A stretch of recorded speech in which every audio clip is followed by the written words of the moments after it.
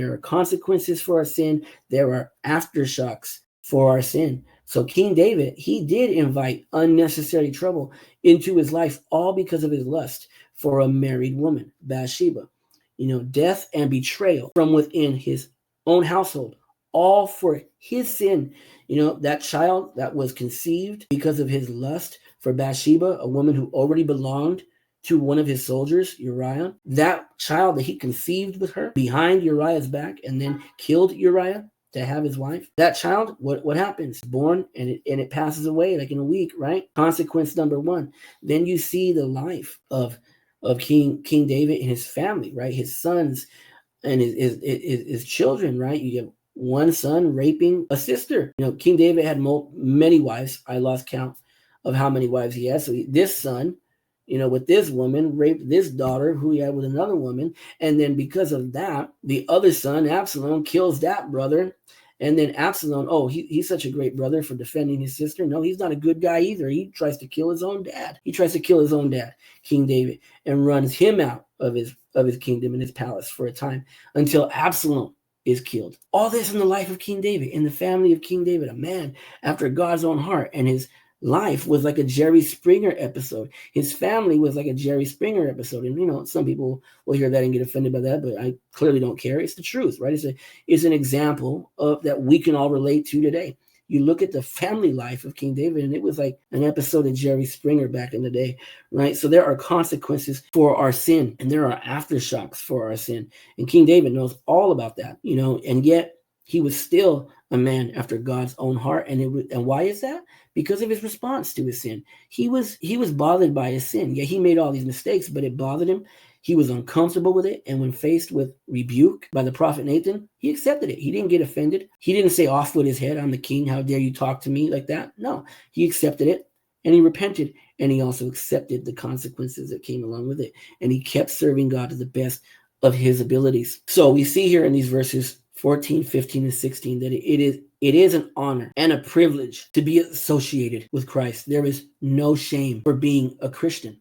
Praise God, it says, for the privilege of being called by his name. Now we'll get to the last couple verses 17, 18, and 19. We see that God uses suffering in a positive way for us to purify. God uses suffering in a positive way for us to purify us and build us up, to build our character. Got a quote from Charles Spurgeon here where it says, "It is right for judgment to begin at the house of God. There is equity in it. For Christians profess to be better than others, and so they ought to be. They say they are regenerate, so they ought to be regenerate. They say they are a holy people, separated unto Christ, so they ought to be holy and separate from sinners, as he was, as Jesus was." Because we know that Jesus was the only one that lived that perfect life. So that was a quote from Charles Spurgeon. And when it says there, Christians profess to be better than others, that's not in an arrogant way, okay, because I already know. That's not, Charles Spurgeon don't mean that in an arrogant way. You go on to read the quote, and it makes it clear what he is saying. If we profess to be better, then we really need to be better. We need to do better. If we profess to be a holy people separated and under Christ, then we ought to live a holy life and separate. We ought to live differently. We're not perfect, but we ought to live differently. There should be a noticeable difference between a Christian and a non-Christian. Not perfection, but a noticeable difference. Okay? There needs to be a transformation in our lives. If we call ourselves a Christian and we act exactly like the world, then we're hypocrites, right?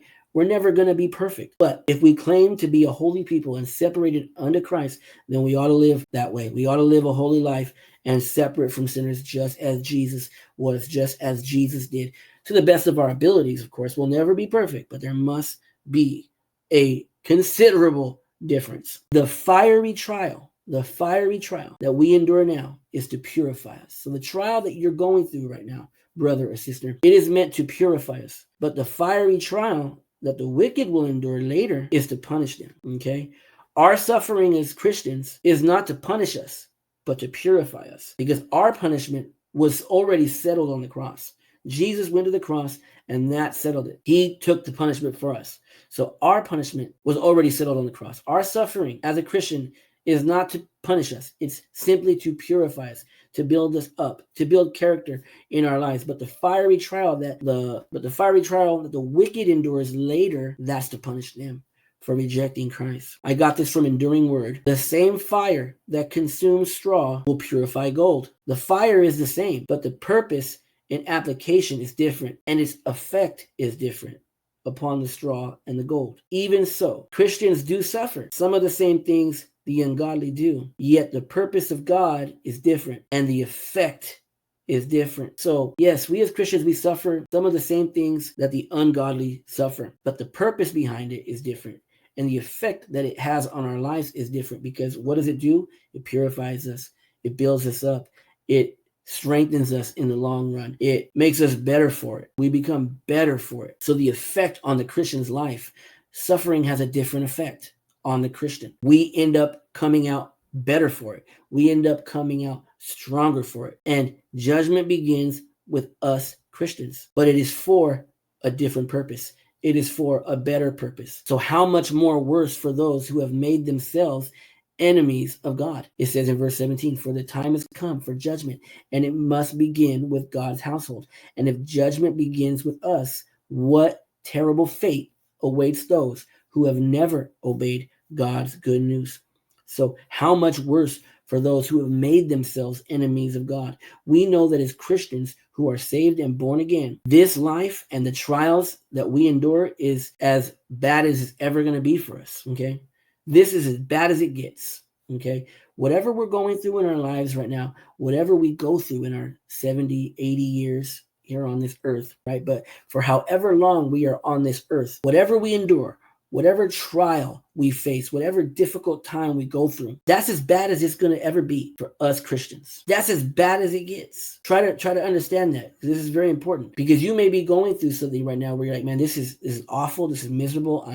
I'm dying here, God. Well, that's because we're human, and we're seeing things merely from a human point of view. What I'm going through is so terrible, right? It's so terrible, we feel. But when we understand that this is as bad as it gets, that it's only better from here, and that once we cross over into eternity, we're never going to think about these problems again, we start to view our suffering differently. But of course, it's hard to get there, right?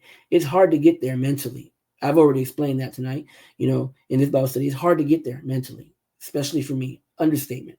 But once we start to comprehend that no matter how bad things are right now, this is as bad as it gets. No matter what's coming in the future, in the next 20, 30, 40 years of my life, no matter how bad that is, hey, that's as bad as it's ever going to be.